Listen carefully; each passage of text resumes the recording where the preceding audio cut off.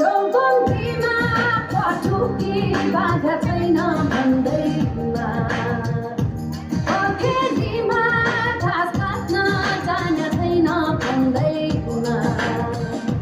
मलाई नेपाली होइन भन्न कहाँ पाइन्छ म त नेपालको माया गर्ने छोरी मलाई म जस्तै माया चाहिन्छ म त नेपालको माया गर्ने छोरी मलाई म जस्तै माया चाहिन्छ